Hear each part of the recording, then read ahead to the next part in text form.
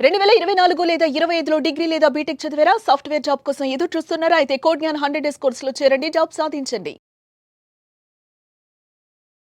నమస్తే. Welcome to Suman TV. ప్రస్తుతం మనతో పాటు హైకోర్టు అడ్వకేట్ నాగేశ్వరరావు గారు ఉన్నారు. వారితో మాట్లాడదాం. హలో నాగేశ్వరరావు గారు. హలో అండి. సార్ ఒక కామెంట్ వచ్చింది. ప్రత్యేకించి ఒక మహిళే దీన్ని రైజ్ చేశారు.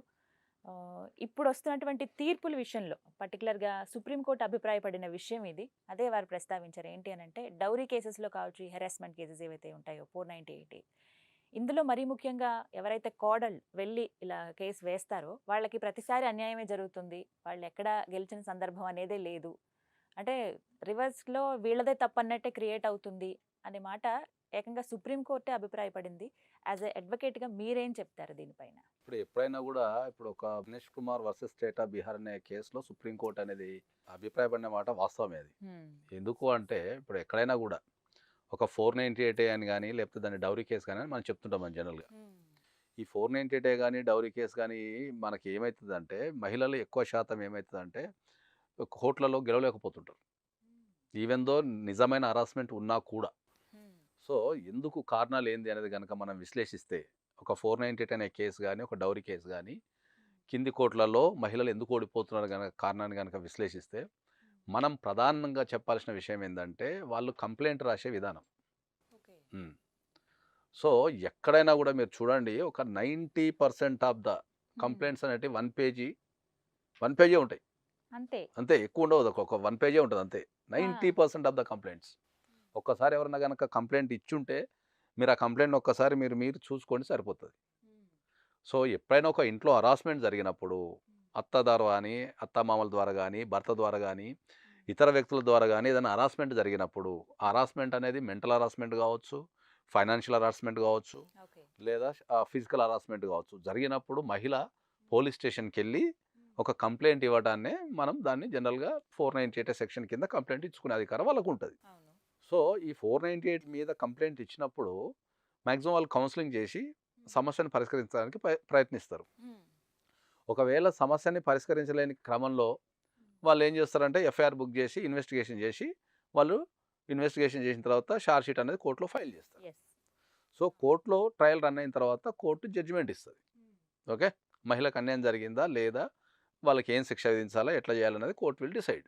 సో ఎందుకు మహిళలు ఈ 498 కేసులలో విజయం సాధించలేకపోతున్నారు అంటే హ్మ్.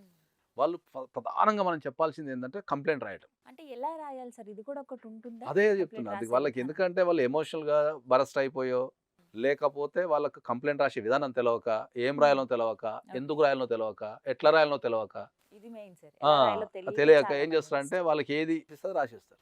హ్మ్. సో ఒక కేసు నిలబడాలి, ఒక కేసు స్ట్రాంగ్ ఉండాలి, తర్వాత ఒక కేసు మనం విజయం సాధించాలి అంటే దానికి ప్రధానంగా కావాల్సింది మనకు కంప్లైంటే.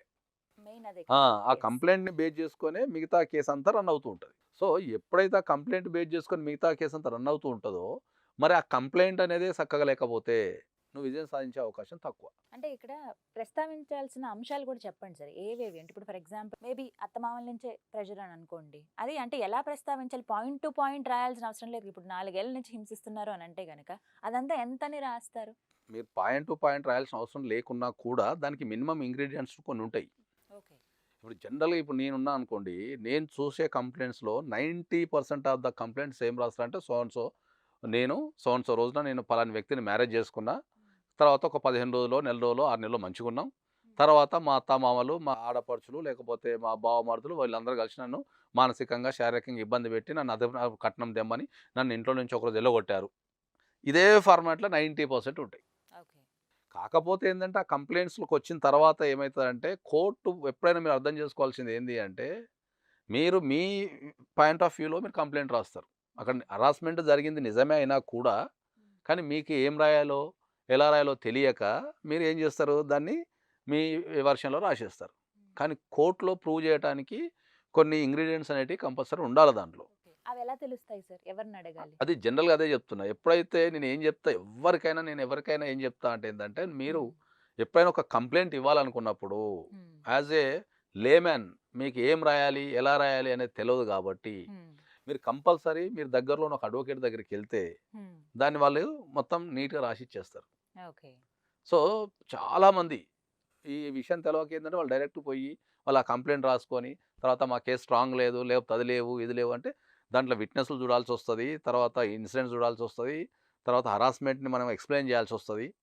సో, నేను ప్రధానంగా మహిళలు ఓడిపోవటానికి గల కారణం ఏంది అంటే, ఒక కంప్లెయింట్‌లో ఏం రాయాలి, ఏమి రాయొద్దు అని తెలవకపోవటమే అని ప్రధానంగా చెప్తదండి. కానీ ఇక్కడ సుప్రీం అది. కోర్టే అభిప్రాయపడింది. చాలా తక్కువ సందర్భాల్లో అమ్మాయి తరపు ఎవరైతే కేసు వేశారో వాళ్ళు గెలిచిన సందర్భం ఉంది అని. అంటే మీరు మీ అభిప్రాయం ఏంటి ఇందులో? అదే చెప్తున్నా. సుప్రీం కోర్ట్ ఎందుకు అభిప్రాయపడ్డదంటే, సుప్రీం కోర్ట్ అనేది దేశంలో ఉన్న అన్ని కంప్లెయింట్స్ యొక్క డేటా తీసుకుంటది. ఓవరాల్ బట్టి. ఆ! ఎన్ని కంప్లెయింట్లు దేశంలో రిజిస్టర్ అయినాయి, ఎన్ని ఎఫ్ఐఆర్ అయినాయి, తర్వాత ఎన్ని ట్రయల్స్ జరిగినాయి, దాంట్లో పర్సెంటేజ్ ఎంత అనే దాని మీద తీసుకుంటారు. హ్మ్. సో, ఆ బేసిస్ మీద సుప్రీం కోర్ట్ అభిప్రాయపడ్డది. ఓహో! దేశంలో ఇన్ని కంప్లెయింట్లు అయినప్పుడు మహిళలు ఎక్కువ శాతం ఓడిపోతున్నారు అనే విషయాన్ని మనం చెప్పడం జరిగింది. సో, దానికి ప్రధాన కారణాలు అదే చెప్తే ఏంది, మనకు ప్రధానంగా మనం కంప్లెయింట్ రాయటం ఒకటి. కంప్లెయింట్ రాయడం అనేది చాలా ఇంపార్టెంట్. ఎందుకంటే కేసు మొత్తానికి అదే మనకు బేస్ అవుతది. కదా? యెస్. ఆ. రెండోది అప్రోచ్ అయ్యే విధానం. ఎందుకంటే వీళ్ళు కొన్ని సందర్భాల్లో కంప్లెయింట్ మంచిగా రాసినా కూడా హ్మ్. పోలీస్ స్టేషన్‌కెళ్ళిన తర్వాత వాళ్ళు ఇది లెంగ్తీ కంప్లెయింట్ ఉంది, హ్మ్. ఇవన్నీ రాయాల్సిన అవసరం లేదు, లేకపోతే ఇవన్నీ అట్లా కూడా తీసేయండి. చెప్తారు ఆ! సార్. ఆ. అది జనరల్ జరిగే ప్రాసెస్. నార్మల్ పేపర్ మీద రాస్తే సరిపోతదని చెప్పేసి వాళ్ళు సలహాలు ఇస్తారు. సో, కొన్ని సందర్భాలలో కొంతమంది మహిళలు పోయి వాళ్ళు డీటెయిల్‌గా రాసుకొని వెళ్ళినా కూడా వీళ్ళు కట్ డౌన్ చేసేసి ఇంత అంత అవసరం అవసరం లేదు, లేదంటారా? ఇదంతా అవసరం లేదు, నేను నార్మల్ రాసేయండి. ఇది ఒక పాయింట్ అవుతుంటది. హ్మ్. తెలుసుకోవాల్సిన మూడో విషయం ఏందంటే, జనరల్‌గా మన భారతదేశంలో కంప్లైనెంట్ సైడ్ అంటే పోలీస్ స్టేషన్‌లో ఎవరైనా ఎళ్లి కంప్లెయింట్ ఇచ్చిన తర్వాత, ఎఫ్ఐఆర్ అయిన తర్వాత, ఇన్వెస్టిగేషన్ అయిన తర్వాత దాన్ని కోర్ట్‌లో చార్జ్ షీట్ కింద ఫైల్ చేసేస్తారు. ఫైనల్ రిపోర్ట్ అని. హ్మ్. సో, కంప్లైనెంట్ సైడ్ ఏమైతది? మీకు గవర్నమెంట్ ఇచ్చిన అడ్వకేటే ఉంటాడు. పబ్లిక్ ప్రాసిక్యూటర్ ఉంటాడు. అంతే. ఓకే. Complainant side. ఓకే. ఆ! కానీ ఆపోజిట్ సైడ్ ఎవరు ఉంటారు? వాళ్ళకి నచ్చిన అడ్వకేట్‌ని పెట్టుకుంటారు. హ్మ్. ఇప్పుడు ఒక కోర్ట్ మనం తీసుకుంటే, ఒక కోర్ట్‌లో ఒక 500 కేసులు ఉన్నాయనుకుంటే, హ్మ్. ఈ 500 కంప్లైనెంట్ సైడ్ ఒకలే పబ్లిక్ ప్రాసిక్యూటర్ ఉంటారు. హ్మ్. కానీ అటు 500 సైడ్ 500 మంది అడ్వకేట్లు ఉండొచ్చు. Oh my God! ఓకే. హ్మ్. సో, ఇక్కడ ఒక్కటే వ్యక్తి ఈ 500 కేసులు ఎలా చేయగలుగుతాడు? హ్మ్. దానివల్ల అది కూడా ఒక క్వాలిటీ ప్రాబ్లమ్. పడిపోతది. హ్మ్. సో, ఇక్కడ ఒక ప్రొవిజన్ కూడా ఉంది మనకు. సిఆర్‌పిసిలో 24 క్లాస్ 8 కింద హ్మ్. ఏ కంప్లెయింట్ అయినా కూడా ప్రైవేట్ అడ్వకేట్‌ని పెట్టుకొని హ్మ్. కేసు వాదించుకునే ప్రొవిజన్ ఉంది. ఓకే. అంటే ఎక్సలెంట్. పీపీ నాకు అవసరం లేదు. హ్మ్. ఓన్లీ పీపీ నుంచి మేము సహాయమే తీసుకుంటాము. హ్మ్. నేను ఒక ప్రైవేట్ అడ్వకేట్‌ని పెట్టుకొని నేను కూడా వాదించుకోగలను. ఓహ్! అంటే మీ ఫైనాన్షియల్ కెపాసిటీ ఉండి, హ్మ్. మీకు అది ఉంటే మీరు సొంతంగా ఒక అడ్వకేట్‌ని పెట్టుకొని హ్మ్. మీరు వాదించుకోవచ్చు. హుహు. సో, సో, ఈ ఫైనల్‌గా ఛాన్స్ కూడా ఉంది. ఫైనల్‌గా మనం చెప్పేది ఏంటి అంటే, మహిళలు గనక నిజంగా హరాస్మెంట్ జరిగిన తర్వాత వాళ్ళు కోర్ట్‌లో గెలవాలి. హ్మ్. ఆపోజిట్ వ్యక్తులకు శిక్ష పడాలి అనుకుంటే హ్మ్. కంప్లెయింట్ రాయడం దగ్గర నుంచి, హ్మ్. కంప్లెయింట్ అనేది కంపల్సరీ అది గట్టిగా రాయాలి. యెస్. తర్వాత రెండోది పోలీస్ స్టేషన్‌లో మీకు ప్రొసీడింగ్స్ తెలిసి ఉండాల. హ్మ్. అక్కడికెళ్ళిన తర్వాత కూడా అన్ని తీసేయటము, పేర్లు తీసేయటము, ఇది రాయొద్దు, అది రాయొద్దు అని చెప్పేసి వాళ్ళు చెప్తే వీళ్ళు ఓహో! ఇది నిజమేనేమో అనుకోని అది చేయటము. మళ్ళా కోర్ట్‌కెళ్ళిన తర్వాత కూడా కోర్ట్ ప్రొసీడింగ్స్‌లో కూడా కంపల్సరీ ఒక అడ్వకేట్‌ని పెట్టుకొని మీకు ఫైనాన్షియల్ కెపాసిటీ గనుక ఉంటే మీరు ఒక అడ్వకేట్‌ని పెట్టుకొని వాదించగలిగితే మీకు 100% న్యాయం జరుగుతది. హ్మ్. సో, ఇదొకటి గుర్తుపెట్టుకోవాలి. నిజంగా ఇదొక కంప్లెయింట్ విషయంలో చాలా మంది చేస్తున్న మిస్టేక్స్ ఏంటో అది ఎలా రెక్టిఫై చేసుకోవాలో చాలా క్లియర్‌గా చెప్పారు సార్. థాంక్ యూ అండి. Thank you.